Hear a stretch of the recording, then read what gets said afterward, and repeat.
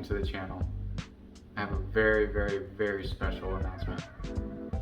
Finally have a project car. Now, I've been wanting a project car for many years, and just so happens I got extremely lucky. I was able to find one of the most sought after cars from my childhood. I have in my possession now a 1990 Honda CRX. Not an SI version, unfortunately, but it's still a project car. I want to get this thing back up and running.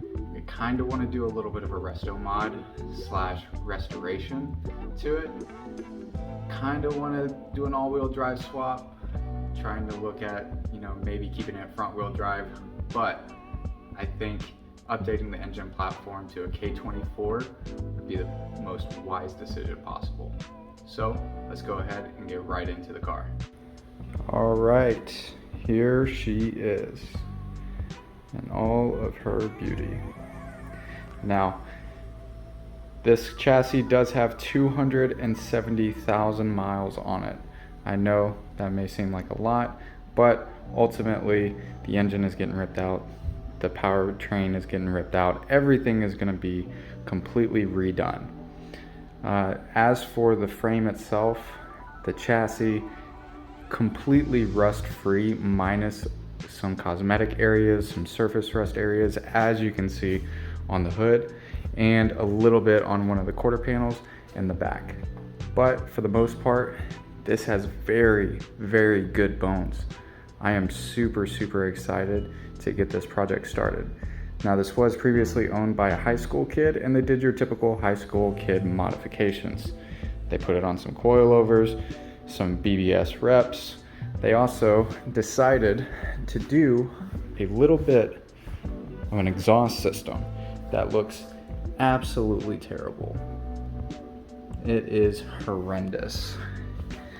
It is just sticking right there into the bumper. And you have a little worm gear clamp that's just hanging down. That actually scrapes the ground before the exhaust. So this was a botched job, and I'm gonna completely get rid of this thing. It is terrible. The welds on it look terrible. Everything about it is bad. But as for the rest of the car, it looks super clean when you look at just the body shape itself. Hardly any dings or dents or scratches or anything like that, like really deep embedded, minus the clear coat that's flaking in a lot of areas. Now, this was resprayed. Now, to me, let's go ahead and widen this out. To me, I think the respray actually ended up saving this car more than damaging it, because they laid it so thick onto the car. You can see a couple of areas right here where it's kind of just peeling right up, but that's all surface rust, right? Take a little bit of a grinder to that, sand it down, get rid of these little bubbles, and you got yourself a good hood. Now, right here, this is what I mean by a respray, right? This fender completely shot. I don't know what happened to it, but behind that fender, inside that little crack, there's hardly any rust. Now, right here, let's go ahead and zoom in. You can see how thick that extra layer of paint and clear actually is. And I think that's actually what protected the car the most, even though it kind of looks terrible. Now, for the one troublesome rust area is going to be right back here in this little quarter panel. You can see it's starting to bubble. We got some of the little fender kind of going in, but I think we can fix that, no problem. We can fix that, no problem.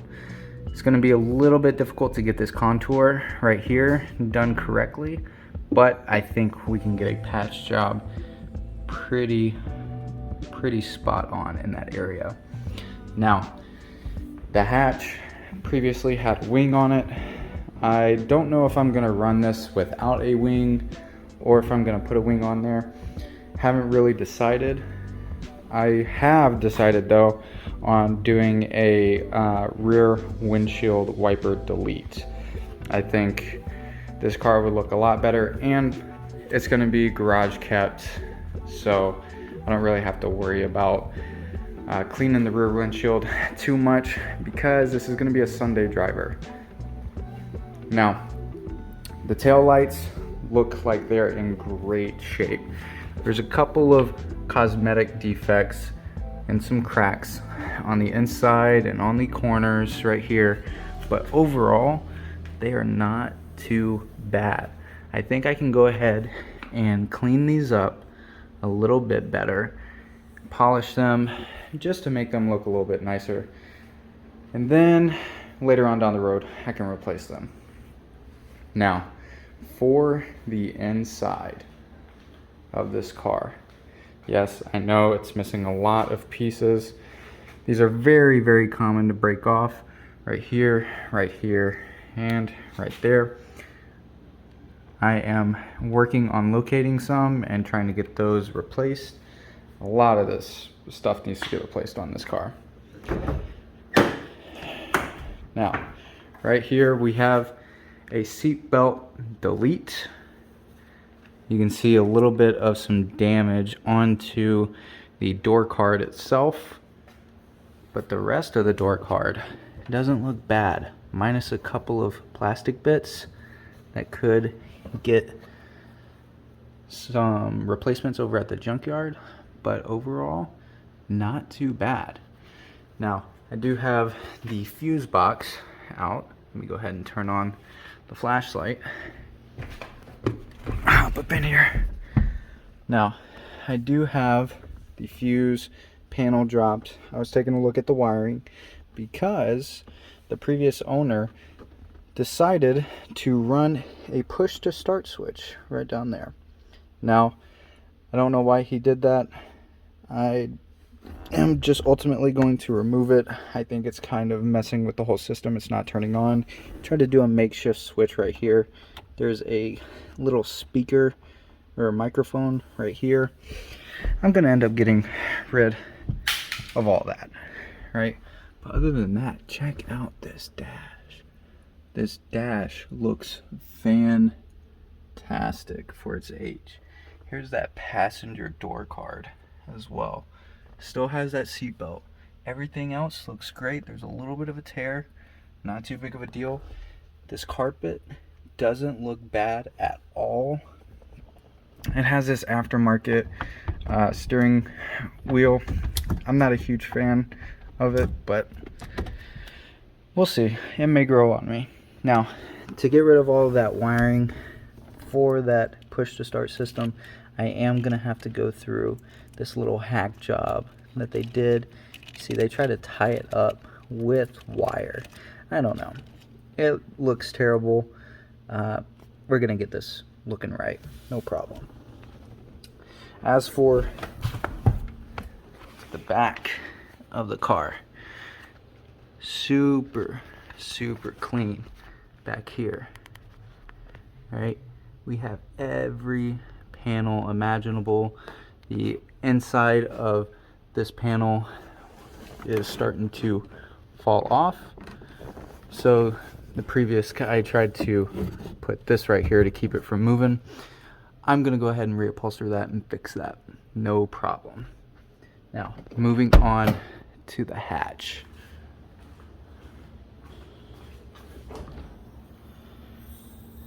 The shocks are a little hit or miss, right?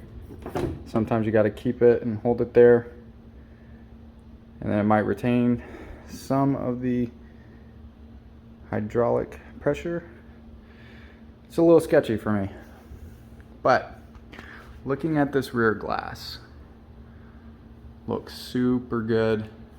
I don't see hardly anything wrong other than some seals that need to get replaced.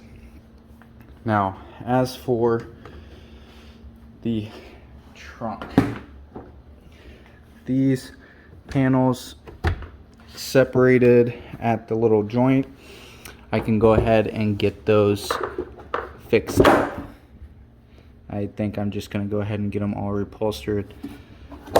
Anyway, now, bought the car, came with some new lamps, right, for the front bumper. Came with some Rain-X and some Valvoline. They were using some of the good stuff. I use some AMSOIL. Other people use Valvoline. They're about the same. Still really good. Also came with some Bondo.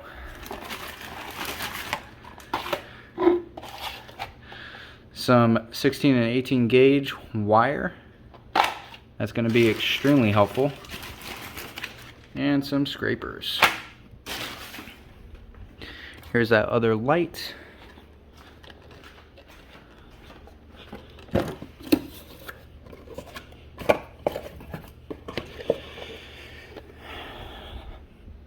Those don't look bad at all. Now these are the 9-inch ones that go right here inside of that bumper. Those are gonna look really, really good. It's got the bulb in there as well. See if I can't do this one-handed. Might not be able to. It's all right. Now, the reason why I was so drawn to this car, it has a lot of the panels that you normally see missing. There is only one of these panels that is missing. Like, that's it. I can easily find that in a junkyard, no problem. But normally these are missing, they're all cracked, they're broken, but no, they're all here. Now, as for the boot, look at that. It is extremely clean back here for a 34-year-old car. Hardly any rust. Really. It really baffles me at how rust-free this car actually is. I get blown away.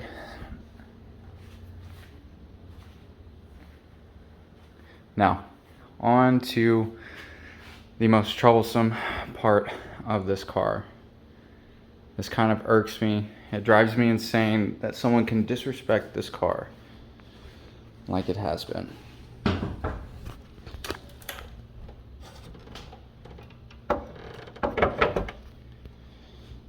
Alright, here she is. Doesn't have the battery. We have a D16 A6 right there. This engine was treated very, very bad. The intake that they have was so big that it was actually scraping onto the positive terminal post of the battery. I have no idea why someone would want to wire it up like that. They had a hack jobbed stereo system wired up.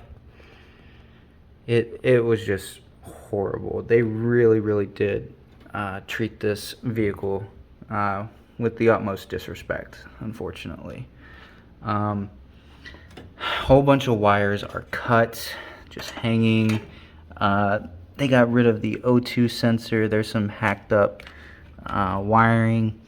They put on the exhaust with, some aftermarket headers. While in doing so, they actually ended up melting the fan shroud. Yeah, it was just a bad job in general. This engine is leaking oil from everywhere. There's oil and spark plugs. This thing needs a full engine out, disassembly, rebuild, swap, and that's what I plan on doing. I want to K24 swap this. I have seen some videos of people making or getting a mount that'll go ahead and replace the stock mount and move it over so that way the K24 can fit in here. A lot of big plans for this car. completely new suspension, everything, all bushings, lower control arm bushings, trailing arm bushings, you name it. There's a cameo by the dog, Xena. Say hi, Xena. Say hi. She's a good girl. But yeah, I plan on completely stripping this down to the bare frame. I want to get a completely new color on there. I am a huge fan of Mazda Red.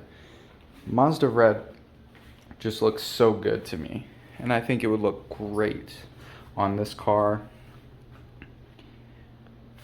I'm also contemplating on, when it does get painted, doing a black roof and painting the top of the hatch black as well, because I think it would flow very well with the body lines of this hatch, because it's all black right here.